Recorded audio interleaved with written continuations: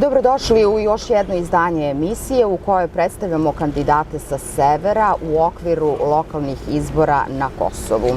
Danas se ne javljamo iz studija Kontakt Plusa, već sa prelaza Jarinje, tačnije sa srpske strane prema teritoriji Kosova. Razgovaramo sa Aleksandrom Arsenijevićem, liderom Srpske demokratije i kandidatom i nosiocem liste za opštinu Severna Mitrovica. Dobar dan, gospodine Arsenijeviću. Dobar dan i vama i vašim gledaocima i šta da kažemo svim dobrodošli na moju novu adresu. Dakle, vi ste se maltene od druge polovine predizborne kampanje, tačnije 30. septembra, odlučili na ovaj korak da dođete na Jarinje. Šta vas je navelo da povučete ovaj korak i koju poruku želite da pošaljete? Pre svega, dovoljno sam bio daleko od svog naroda.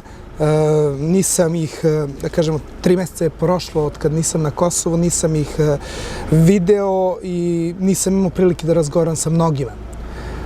Ono što ljudi kažu, 40 dana je po običaju dovoljno i da se skine crnina i da se zaborave bližnji.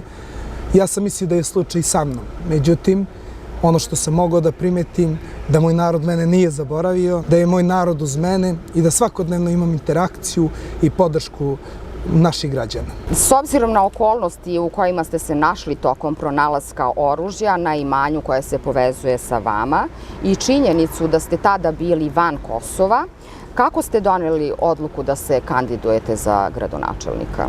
Pa ono što sam vidio jeste simptomatično, da u trenutku kada se proteruju pripadnici, radnici MUP-a Srbije sa Kosova na 5 godina, arbitrarno od strane Svećlje, eto, našlo se čudom to oružje i mislim da je cilj bio da se ja uklonim iz politike, kampanje, da budem proteran. Sama izjava gospodina Svećlje sutradan da ću, ako kročim na Kosovo, biti odmah uhapšen, meni je unela nemir, a po savjetu sa svojim pravnicima rečeno mi je da ne iskušavam sreću da se vraćam, jer je ovo očigledno politički potez, politički pritisak i da ću godine provesti u pritvoru na ovaj način ako se vratim. Ja sam to negirao, naravno, jer stvarno nije moje. Tražili smo sa advokatom i ekspertizu DNK i svega ostalog. Pravno gledano, čak su pretresi bili nelegalni, lagali su da je Euleks bio prisutan, nije bio prisutan, famozna ruska nova zastava, tako da su institucije da su htjele da rade svoj posao i da im se smelo verovati, oni bi sigurno istragu smerili na nekog drugog. I ja na ovaj način također tražim od tužilaštva da podignu već jednom optužnicu za posjedovanje, kako me već terete, za posjedovanje naoružanja, član 366, i da na taj način krenem da se branim, jer tužilaštvo ne dozvoljava da se ja branim. Mi smo predlagali svedoke. Oni su nudili priznanje. Zašto da priznam? Šta da priznam? Nešto s čim nemam veze. Imanje nije na moje ime. Pravno nema nikakve veze sa mnom. To je isto kao da imate devojku, a niste venčani sa njom, sutra ona nije vaš naslednik.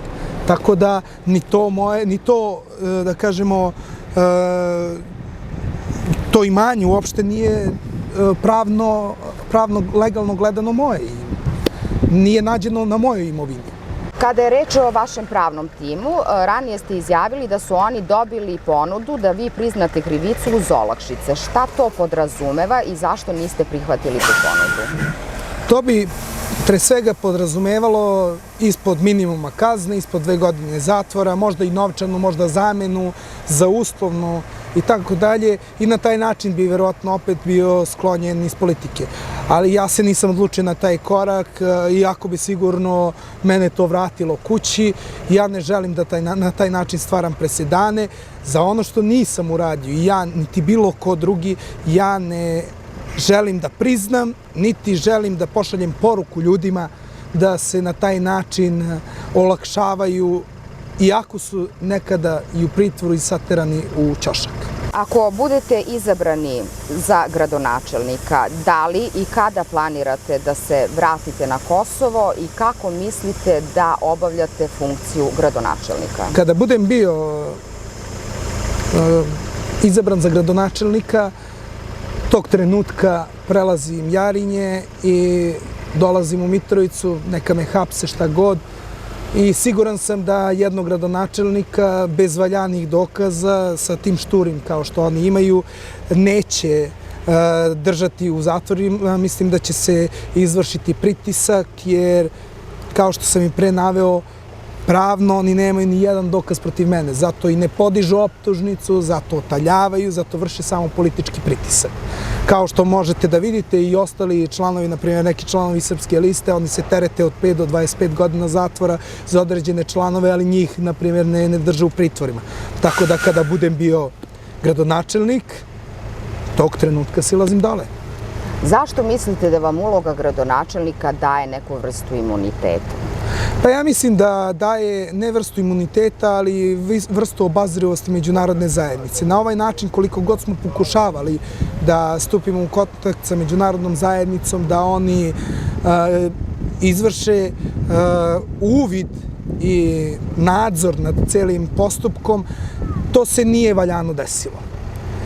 I ponekad počinjem da sumnjam da postoje možda i delovi međunarodne zajednice koji su uključeni u sve ovo. Ako već kao neki tvrde da možda nije vlast u Prištini, da je neko drugi, da je možda od Srba i tako dalje, zašto ne uhapse onog koji im je, kako kažu, dojavio? Zašto njega ne testiraju na DNK i otiske prstiju? Eto, pa imat ćemo čistu stvar na čistac. Pod kojim brojem nastupate? Mi nastupamo pod brojem 169 i smatram da ja kao i moji saborci imamo apsolutno pravo i apsolutni, da kažemo, monopol nad hrabrošću i odbrani srpskog naroda, jer smo to dokazali. Za razliku od drugih i ostali koji su se krili u mišjim rupama, oni koji su tastaturama pisali saopštenja, mi smo uvek bili na terenu. Zato sam ja ovde gde jesam. Šta će vam biti prioritet ukoliko budete postali gradonačelnik? Ja razumem da vi očekujete verovatno priču o lokalnim temama. To je jako teško u ovoj atmosferi gde naš narod odbrojava sekunde kada će otići iz svog doma i čekati da ga neko protera. Međutim, ono što ćemo raditi jeste da vratimo nekako stanje na pređašnje. Biće jako teško. Niko ne očekuje da će sad svi radnici opština, Albanci koji su silom protiv volje većinskog stanovništva dovedeni da rade u opštinama, da daju otkaze. Niko ne očekuje da će policija sada da skine uniforme, kosovska policija i Albanci i većina, i da kažu evo Srbi vama mesta. Teško će biti da jedan gradonačelnik sprovede neku svoju odluku ako se policija ogluši na taj način. Biće mnogo izazova. Zato ne mogu sa sigurnošću i da obećam narodu, jer svaka moja javno data reč se uvek ispunjava. Ne mogu im obećati da će biti med i mleko, ne želim da širim defetizam, ali mislim da imamo jedan dobar i hrabar tim koji će sigurno što pre ojačati omladinu, ojačati privredu i na taj način obezbediti narodu da ostane na Kosovu. Koja je vaša poruka biračima? Moja poruka biračima jeste istrajte, nažalost nisam sa vama. Sve što vam kažem možda bude suvišno, ali verujte mi da se ovo nije desilo, da sam ja poslednji čovek koji bi otišao samovoljno sa Kosova. Tako da želim da i vi sledite taj primer i da imamo za koga i da se borimo. Hvala na ovom razgovoru.